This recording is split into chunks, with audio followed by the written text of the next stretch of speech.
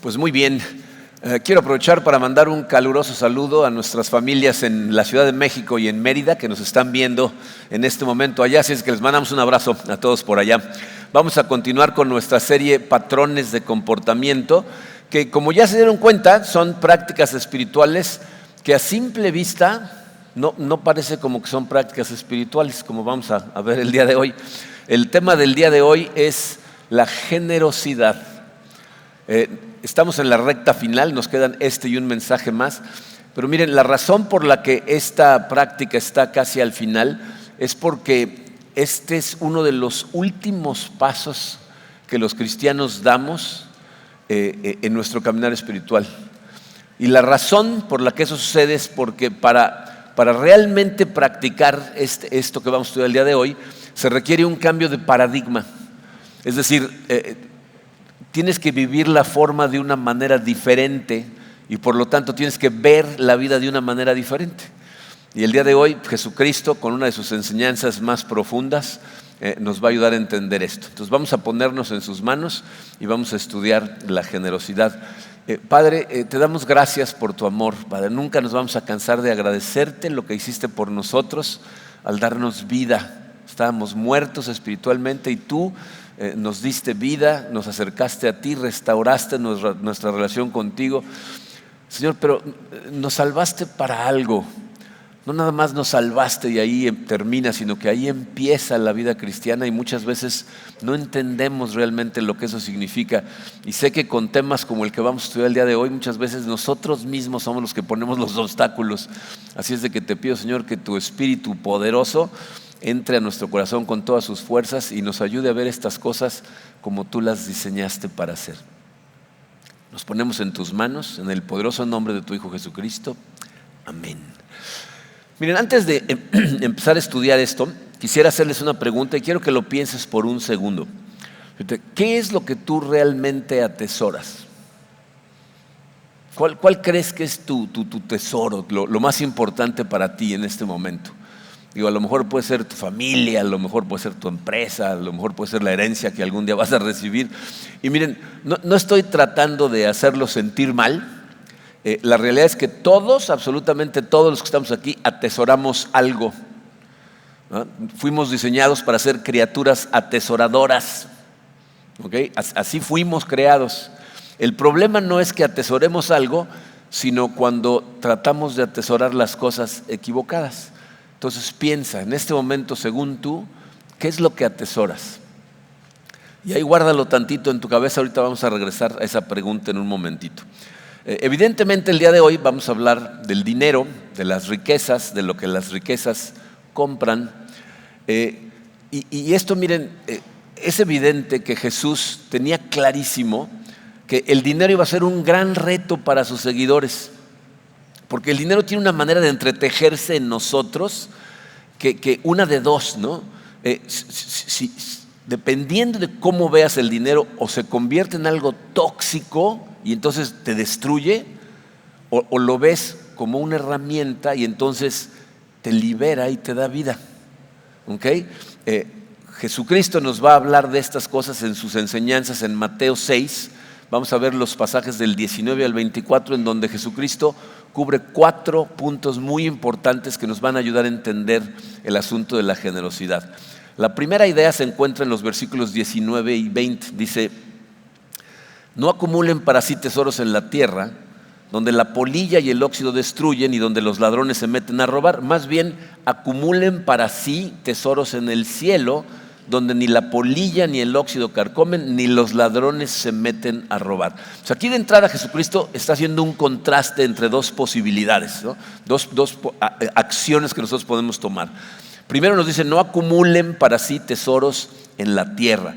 ¿Por qué? Porque los tesoros en la tierra no duran, se echan a perder, son robables. Miren, a lo mejor no es tan evidente a simple vista, pero lo que Jesús está tratando de hacer al decirnos estas cosas es tratar de ahorrarnos mucho estrés, muchos dolores de cabeza y mucha ansiedad. Porque cuando tú ves las cosas de cierta manera, tú corres tras estas cosas y entonces lo que haces es considerarlas como si tú fueras Dios. O sea, tú piensas que sabes mejor que Dios lo que te va a hacer feliz y Jesús te está tratando de salvar de ser Dios, ¿ok? Si tú caes en esta trampa, tu vida se llena de estrés, se llena de miedo, se llena de frustración. Pero quiero que noten una cosa muy importante. Jesús no dice, luchen contra la necesidad que tienen de satisfacer su corazón. No dice eso. Más bien dice, está bien que persigas algo, pero déjame decirte qué es lo que deberías de perseguir, qué debería de llenar tu corazón para que realmente eso te haga feliz. Dice, enfócate en el cielo, acumula tesoros para ti en el cielo. Y entonces la pregunta para mucha gente es, bueno, ¿cómo invierto en el cielo? Y aquí el que nos da una manita es Pablo, porque nos lo dice transparentemente claro en su primera carta a Timoteo, capítulo 6, de los versículos 17 al 19, nos dice qué significa y qué sucede cuando lo hacemos. Fíjense, dice, a los ricos de este mundo, y acuérdense, si tú tienes casa, si tienes comida para el resto de la semana, dinero en el banco, eres rico.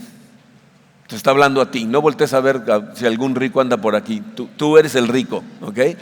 Dice, a los ricos de este mundo, mándales que no sean arrogantes ni pongan su esperanza en las riquezas que son tan inseguras, sino en Dios. Él nos provee de todo en abundancia para que lo disfrutemos. Mándales que hagan el bien, que sean ricos en buenas obras, generosos y dispuestos a compartir lo que tienen. De este modo, atesorarán para sí un seguro fundamento para el futuro y obtendrán la vida verdadera. Entonces, fíjense, primero nos dice cuál es el problema con el dinero. Dicen, la gente, cuando empieza con poco dinero y de repente se empieza a hacer de mucho dinero, tiene la tendencia a hacer una transferencia del centro de su vida, de pasar de Dios a las riquezas. De pronto nuestra seguridad empieza a recaer sobre las cosas que tenemos, sobre el dinero que ganamos, ¿no? Y dice, no te dejes engañar. El dinero no es seguro, parece seguro, pero es muy inseguro. En lugar de eso, dice, confía en Dios porque es el que realmente provee de todo. ¿Y para qué lo provee? Dice, para que lo disfrutes. O sea, las cosas que Dios te da, que te permite disfrutar, que te permite tener, te las da para que las disfrutes. Pero dice Pablo, ¿pero sabes qué vas a disfrutar todavía más? Ser rico en buenas obras. Eso significa que la generosidad no tiene nada más que ver con dinero. Tiene que ver con vivir tu vida para darla a otros. Tu tiempo, tu energía, todo lo que tú tienes, tus recursos. Y dice, sé generoso, y por si no entiendes lo que eso significa, dice, dispuestos a compartir lo que tienen, lo que tengas. A lo mejor tú dices, es que yo tengo muy poquito. Bueno, pues eso poquito que tienes que estar dispuesto a compartirlo. Y cuando lo haces, dice Pablo que suceden dos cosas. Una es a futuro y la otra es para el presente. Uno dice, estás poniendo los cimientos de tu futuro en el cielo. Ahí está tu inversión. A largo plazo en el cielo. No estás acumulando para ti tesoros en el cielo. Pero en lo que eso sucede, dice, obtendrás la vida verdadera. Miren, esto es importantísimo porque como ya hemos platicado muchas veces, la sociedad en la que vivimos trata de vendernos la idea de lo que es la buena vida. ¿No? Nos bombardean. Cada vez que tú prendes la televisión, cada vez que andas en tus medios sociales, viendo cosas en Instagram, ¿no? Cada vez que ves una película, cuando ves espectaculares, lo que están tratando de convencerte es de cuál es la buena vida de acuerdo a la sociedad mercantil en la que vivimos. Y normalmente se enfocan en lujos, en comodidad, en entregarte a los placeres, porque si puedes disfrutar de lo que tú quieras, entonces vas a ser feliz. Esa es la buena vida. Miren, hay lugares en donde este extremo se ve de una manera que la verdad es impactante. Ahora en enero tomamos vacaciones, Karina y yo, y Karina quería conocer el Cañón del Colorado, el Gran Cañón, nunca habíamos ido. Para ir al Gran Cañón, ahí no hay aeropuerto cerca, entonces tienes que volar a una ciudad cercana y luego manejar para conocer el Gran Cañón. Entonces Karina encontró una baratija de hotel en Las Vegas, entonces volamos a Las Vegas y nos fuimos manejando al Gran Cañón, pasamos ahí 3 días en el Gran Cañón, felices de la vida, y luego regresamos, entonces pues, nos quedamos 2 noches en la baratija de hotel que había encontrado Karina en Las Vegas, ¿no? Puedo decirles con toda tranquilidad, no apostamos ni $1, ¿no? O sea, fuimos a comer, fuimos al Cirque du Soleil una vez, pero ¿saben qué me impactó? El bombardeo de la buena vida en su extremo más grande. ¿Saben cuál es el eslogan de American Express en Las Vegas? Yo no lo había visto en ningún otro lado, pero en Las Vegas dice American Express, el acceso a tus excesos. Piensen en el mensaje.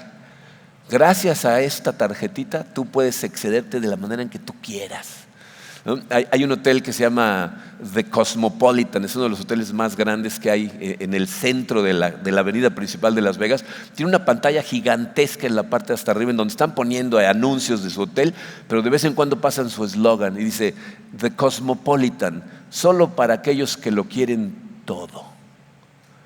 O sea, aquí puedes venir y darle vuelo a la hilacha con todo, y esa es la idea, esa es la buena vida. Pero Pablo dice, ¿realmente quieres experimentar lo que es vivir? Dice, sé generoso. Tienes que vivir una vida de generosidad. Y miren, estas son cosas muy irónicas, porque Jesucristo en la Biblia nos dice que Él dijo, hay más dicha en dar que recibir. Y mucha gente lo considera y dice, ¿será que hay más dicha en dar que en recibir? ¿No? Es contraintuitivo, ¿no? Porque dices, no, pues a mí me dan y me dan y me dan, pues voy a ser más feliz, ¿no? ¿Sabían que hay montones de estudios en este momento contemporáneos, o sea, gente que está haciendo estudios hoy que demuestran que la gente generosa es más feliz, más saludable, tiene mejores relaciones humanas y tiene una expectativa de vida más larga? De hecho, dos sociólogos, una de ellas especializada en la filantropía, o sea, en la gente que se dedica a ayudar a otras personas con su dinero, escribieron un libro que se llama La paradoja de la generosidad. Paradoja significa la contradicción, ¿no? O sea, la paradoja de la generosidad. Y les voy a poner un extracto en la pantalla para que vean lo que descubrieron. Dice así: la gente dice con razón que no se puede comprar la felicidad. Sin embargo, el dinero y la felicidad siguen estando relacionados de una manera curiosa. La felicidad puede ser el resultado no de gastar más dinero en uno mismo, sino de dar dinero a los demás. Los datos analizados en nuestro estudio muestran que esta no es simplemente una idea bonita, sino es un hecho respaldado por la investigación de ciencias sociales. O sea, lo que están diciendo está respaldado con datos científicos que la gente que se dedica a ayudar a los demás con lo que tiene es más feliz. O sea, la gente dice, no puedes comprar felicidad. No la puedes comprar comprando, la puedes recibir dando. Eso es lo que descubrieron, que la generosidad es algo maravilloso para ti. Nada más les tomó 2000 años alcanzar a las ideas de Jesucristo. Te libera, te hace feliz, y si analizan se van a dar cuenta cómo eso es lo que la iglesia cuando inició entendió perfectamente. Por eso vemos versículos como Hechos 2, 44 y 45. Dice, todos los creyentes estaban juntos y tenían todo en común. Vendían sus propiedades y posesiones y compartían sus bienes entre sí según la necesidad de cada uno. Pero miren, si somos honestos y piensas en lo que están diciendo ahí, imagínate cómo te sonaría a ti eso si no fueras parte de la iglesia. O si tú le platicaras a un vecino, no, en nuestra iglesia estamos convencidos, entonces donamos nuestras propiedades y las venden, y los pastores administran el dinero y se lo dan a quien necesita. Te voy a decir lo que va a pensar una persona desde fuera. Una de dos, ¿estos están locos? Ya te lavaron el cerebro, estás en una secta que te está pidiendo que les des todas tus cosas, ¿no?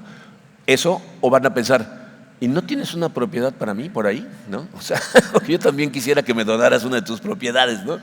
¿Por qué? Fíjate, no pueden entender estas cosas a menos que Dios sea el centro de su vida y no el dinero. O sea, si Dios es el centro de tu vida, entiendes que es una bendición poder bendecir a otros. ¿Sabes qué es una bendición cuando dejas a otros bendecirte? ¿Y qué es una bendición cuando bendices a otros? Cuando estás del lado que recibes, le das gracias a Dios por la familia de la que te rodeó. Y cuando estás del lado que da, le das gracias a Dios porque te da lo suficiente para dar. Dice, esa fue la marca del cristianismo cuando inició y fue lo que lo hizo prosperar durante los primeros casi 400 años. Miren, una de las cosas que los historiadores siempre se preguntaban es, ¿cómo sobrevivió el cristianismo luchando contra uno de los imperios más poderosos de la historia? Porque el imperio romano lo estaba tratando de erradicar. ¿Y saben cuál es el factor que lo hizo prosperar y crecer y expandirse a todo el imperio romano? La generosidad. Si en el año 313 después de Cristo, esto si has tomado la clase de introducción a Comunidad de Fe, nos has escuchado hablar de ello, Constantino, el emperador romano, adoptó el cristianismo y lo legalizó en el imperio romano. De repente todo el imperio aceptó el cristianismo. Pero lo que mucha gente no sabe es que 25 años después de su muerte, subió al poder un emperador que se llamó Juliano. De hecho, se le conoce como Juliano el Apóstata, porque lo que trató de hacer es regresar al imperio, al paganismo, a que lo adoraran a él. Y lo intentó con todas sus fuerzas y fracasó rotundamente. El imperio se rehusó a seguirlo y se mantuvieron cristianos. Y este señor estaba frustrado porque no podía contra los cristianos y le escribió una carta a un señor que se llamó Arsacio, que era el sumo sacerdote pagano en Galacia, donde estaba la iglesia que Pablo fundó, los Gálatas. Bueno, ahí habían fundado una iglesia pagana para honrar al César, y ahí estaba este sacerdote Arsacio. Y Juliano le escribe totalmente frustrado diciéndole por qué no pueden contra los cristianos. Les voy a poner un extracto para que lo lean. Fíjense lo que le dice. Los galileos, que era el término despectivo con el que él le decía a los cristianos, dice: no solo alimentan a sus propios pobres, sino también a los nuestros. O sea, todos ven que nuestra gente carece de nuestra ayuda. Fíjate, él tenía claro qué era lo que estaba fallando en su sistema, pero dice: estos condenados son demasiado generosos. Entonces todo el mundo se da cuenta que nosotros no, y en lugar de cambiar su manera de ver la vida, siguió tratando de ir contra el cristianismo, pero la generosidad de los cristianos causó su éxito, ¿verdad?, y al mismo tiempo su gozo. Ahora, estas cosas las sabemos y algunos de los que estamos aquí las hemos experimentado. Entonces yo me pregunto, si invertir en el cielo se hace a través de la generosidad y ser generosos es el camino a la felicidad, ¿por qué nos cuesta tanto trabajo? ¿Por qué es uno de los últimos pasos que damos? Te voy a decir por qué. Regresamos a la pregunta del principio. ¿Qué valoras? O Jesús te lo preguntaría de otra manera. Te diría: ¿en dónde está tu corazón? ¿Qué es lo que realmente valoras? Dice, Jesucristo no se anda con rodeos y va directamente al grano del asunto. En el versículo 21 dice: porque donde está tu tesoro, ahí estará también tu corazón. Te voy a decir qué está diciendo Jesucristo. Miren, una de las cosas que me he dado cuenta a través de años de consejería es que los seres humanos somos capaces de justificar casi cualquier cosa. O sea, hacemos unas barbaridades y encontramos la manera, nos convertimos en el mejor abogado del mundo y justificamos. Bueno, dices: sí, pero es que no, siempre tenemos una razón para justificar lo que hacemos. Tú, con respecto a qué es lo que realmente valoras, puedes decir lo que tú quieras y puedes tratar de justificarte como tú quieras. Pero ¿sabes qué no miente, qué no puede mentir? Tu cuenta de banco. Esa está en blanco y negro. Los datos de tus finanzas te muestran realmente qué amas y qué valoras. Analiza en qué usas tu dinero y te vas a dar cuenta en dónde está tu tesoro. Tim Keller decía que el dinero fluye sin ningún esfuerzo hacia aquello que es tu Dios. Cuando analices tus finanzas te vas a dar cuenta cómo en lo que más gastas no te cuesta trabajo. No apartas dinero para eso, ya lo tienes asignado, lo das con gusto, porque ese es tu Dios. Entonces, ¿quieres saber cómo está tu corazón? Analiza tus finanzas, te van a dar una radiografía exacta, tal y como está tu corazón. Y miren, yo sé que para este momento algunos están pensando: ¿por qué no me quedé a dormir un rato más en vez de venir a la iglesia el día de hoy? Pero déjenme recordarles una cosa muy importante. Estamos hablando de obtener verdadera felicidad. ¿Te gustaría ser feliz? O sea, realmente feliz, una felicidad que no fuera circunstancial, que no estuviera basada en lo que pasa alrededor, que estuviera tu corazón lleno de gozo. Esto es profundamente importante porque, fíjate, el estado de tu corazón afecta la forma en que ves todas las cosas. Todo en tu vida lo ves a través de cómo está tu corazón. La lente a través de la cual es el tesoro que está al centro de tu corazón. Y eso es a lo que se refiere Jesucristo en los versículos 22 y 23. Dice: los ojos son la lámpara del cuerpo. Por tanto, si tus ojos son buenos, todo tu ser disfrutará de la luz. Pero si los ojos son malos, todo tu ser estará en oscuridad.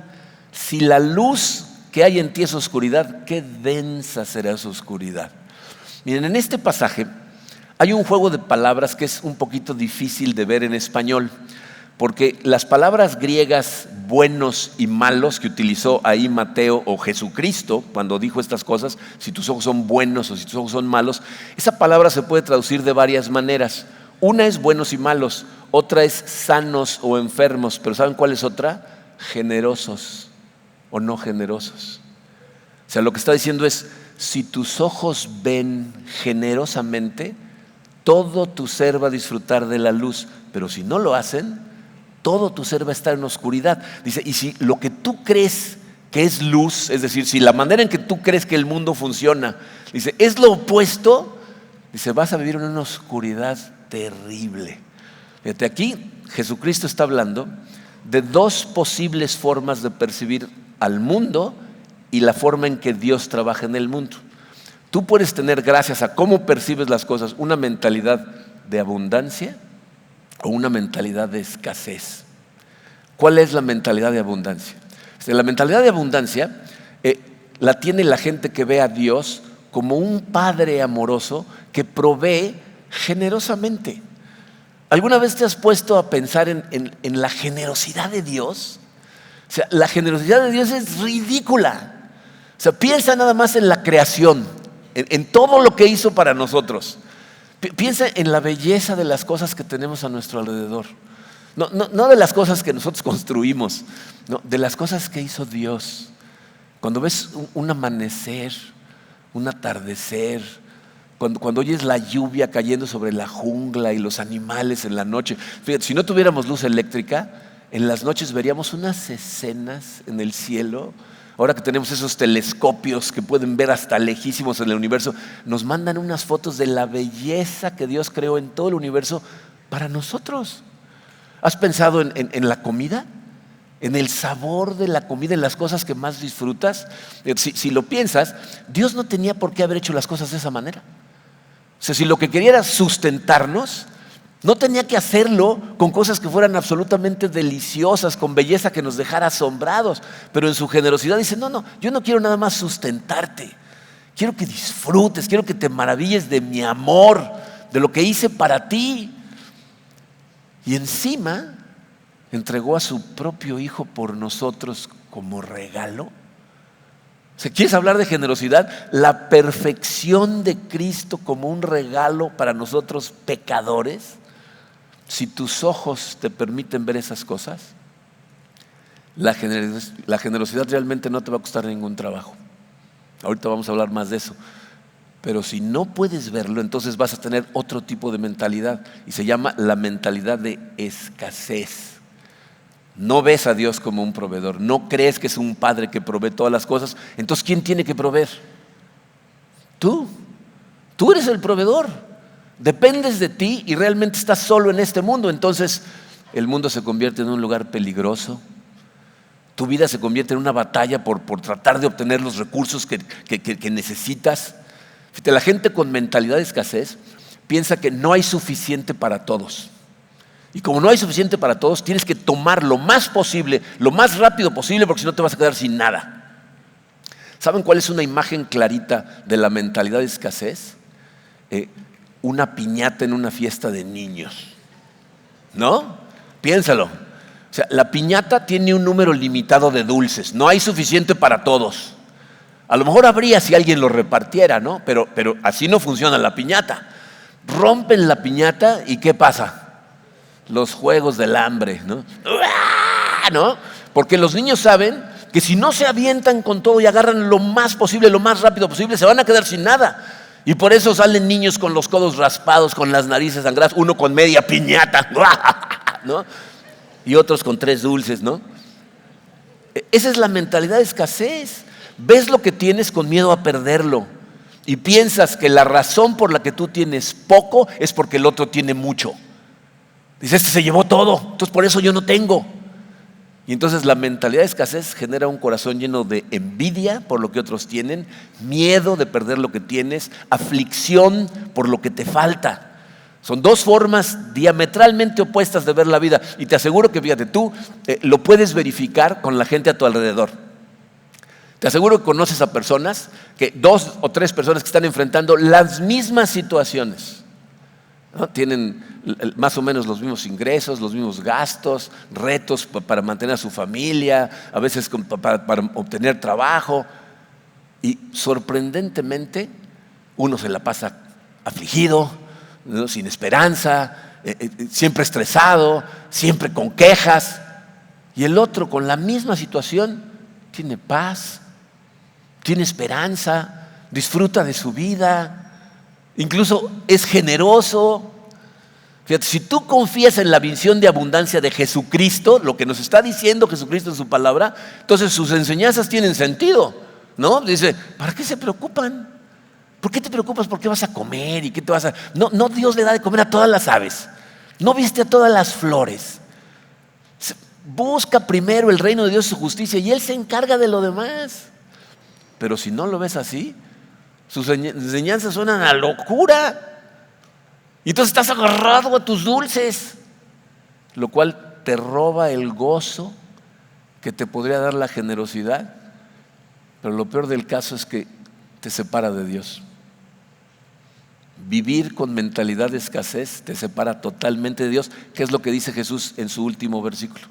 Dice, nadie puede servir a dos señores, pues menospreciará a uno y amará al otro, o querrá mucho a uno y despreciará al otro. Ustedes no pueden servir a la vez a Dios y a las riquezas. Miren, este pasaje es un pasaje muy interesante porque ustedes saben que el Nuevo Testamento se escribió en griego. Esto significa que Mateo estaba escuchando las enseñanzas de Jesús que estaba hablando en arameo y luego las tradujeron al griego. Pero si ven el original de ese versículo, Mateo tradujo todo al griego menos una palabra. La palabra riquezas en el original no dice riquezas en griego, dice una palabra en arameo que es mamón. Dice, no puedes servir a Dios y a mamón. Hay gente que piensa que mamón era el dios de las riquezas en Babilonia. La realidad es que no hay evidencia de eso. Nunca han encontrado evidencia de que en Babilonia hubiera un dios de las riquezas. Lo que dice Ignacio, ¿no?, uno de los padres de la iglesia, es que a lo que se referían con eso era la personificación de la riqueza vista como un amo, como un pseudo Dios. Entonces lo que Jesús está diciendo es que hay algo espiritual relacionado con las riquezas y entonces el dinero visto de forma equivocada se convierte en un Dios rival. El principal rival de Dios por tu corazón no es Satanás, es el dinero, ¿no? Nosotros queremos pensar que el dinero es neutral, ¿no?, que simplemente es, ¿no? Pero las palabras de Jesús significan el dinero tiene un poder espiritual que te controla y te engaña, que transfiere tu seguridad de Dios a tus riquezas, a tus posesiones, a lo que tienes, ¿ok? Y miren, la verdad es que si tú lo ves como la fuente de tu satisfacción, tiene una manera de esclavizarte y ni siquiera te das cuenta. No te das cuenta cuando pasa. Tristemente hay que vivirlo muchas veces para saber que eso es cierto y va a haber gente que nunca lo va a vivir de cerquita. Pero yo les puedo contar cómo yo y Karina y yo lo vivimos desde muy cerquita. Miren, cuando empezó la iglesia, los primeros 5 años de la iglesia yo era pastor de doble vocación. Eso significa que yo trabajaba de tiempo completo y aparte pastoreaba la iglesia los fines de semana. Entonces trabajaba de lunes a viernes como consultor, en las noches grupos pequeños, consejerías, sábado preparaba mi sermón y el domingo predicaba, pero de lunes a viernes trabajaba. A finales del 2003, quiere decir que la iglesia llevaba más o menos como 2 años de existir, uno de mis clientes me ofreció que me quedara a trabajar con él.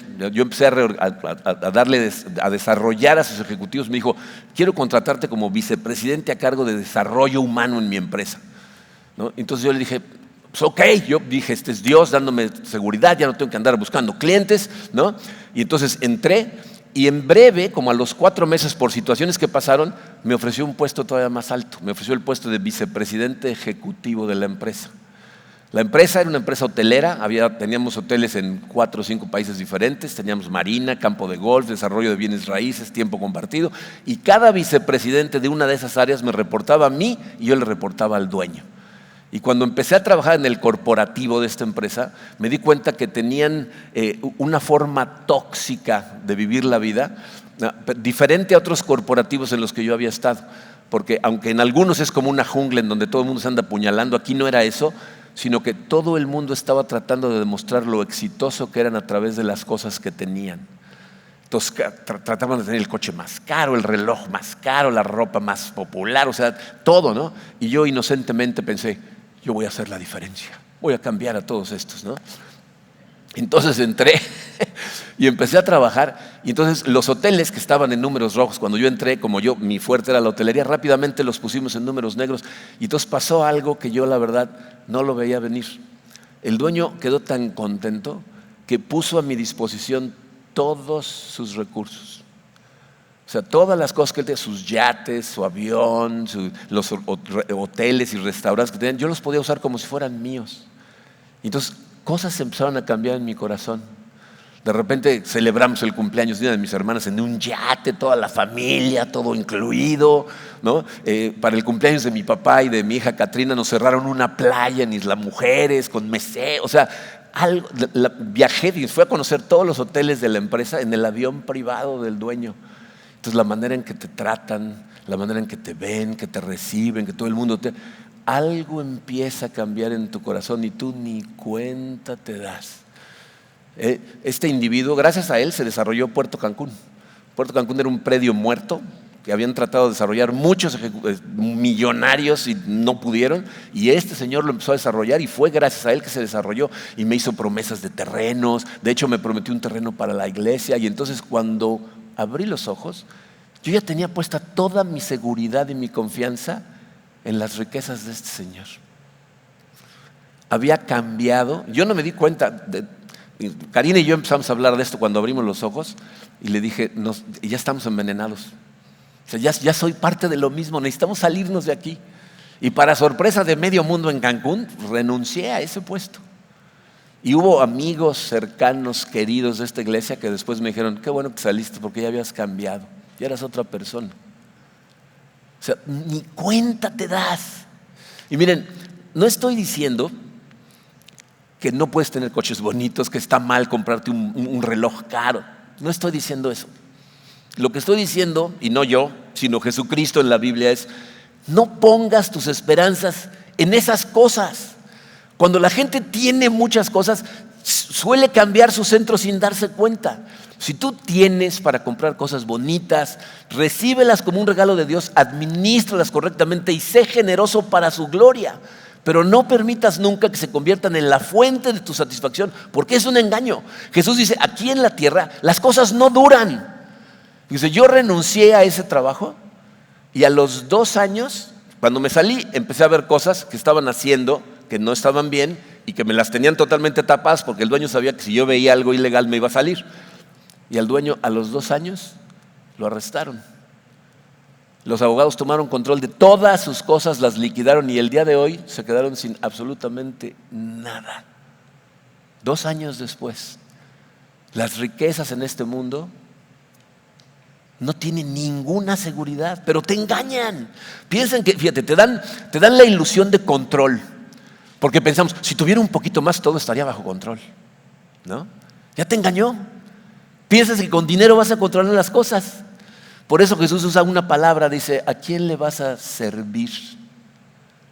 O le sirves a Dios y entonces lo obedeces, confías en Él, lo adoras, es el centro de tu vida.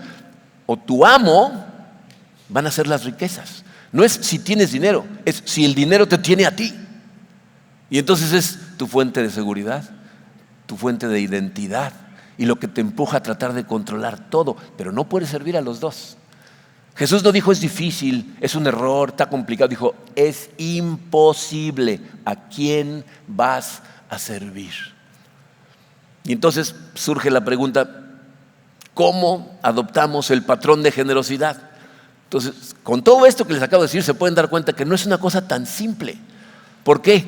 Porque la generosidad solamente produce felicidad si es tu modo de vida. No es que de repente digas, ay, le voy a dar 10 pesos al que está pidiendo en la esquina, ya fui generoso. Es que cambies tu manera de ver las cosas. Hay cosas que tú ya sabes, no te las tengo que decir. La Biblia nos dice, diezma, sé generoso, ayuda a los demás, ¿no? Mucha gente no puede hacer eso porque no tiene un margen financiero. Todo lo que gana se lo gasta inmediatamente o gasta más de lo que gana y están endeudados, ¿no?